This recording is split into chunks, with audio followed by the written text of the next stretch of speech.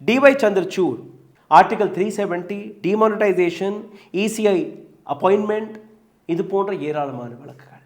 அதையும் தாண்டி bond, electoral bond, அதை அந்த கேஸ் அவர் கையில் தான் இருந்தது. கடைசி நிமிடம் வரை காத்து கொண்டிருந்து லாஸ்ட் மினிட்டில் அதற்கான ஏதோ ஒரு நாடகத்தை ஆடினார். அதற்கு முன்பே 6500 கோடி ரூபாய் பிஜேபியோட அக்கௌண்ட்டில் போய்விட்டது. அந்த பணத்தை திருப்பி கேட்டீர்களா?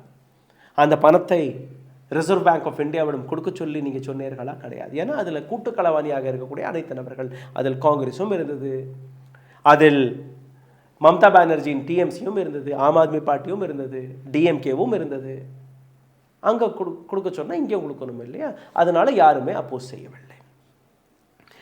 நவ் யூ சி பிஆர் கவை, யாரோ ஒரு நபர் இந்த நாட்டு சீஃப் ஜஸ்டிஸ் ஆஃப் இந்தியா மீது செருப்பால் அடிச்சுட்டு போயிடுறான்.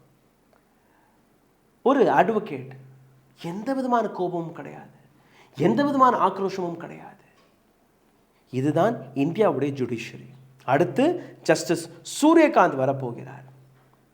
Suryakant, extremely favoured person to the current government. அப்போ எங்கே நீங்கள் போய் உங்களுடைய கோரிக்கைகள் எடுத்து வைக்க முடியும்? எங்கே போய் நீங்கள் நியாயத்தை கேட்க முடியும்?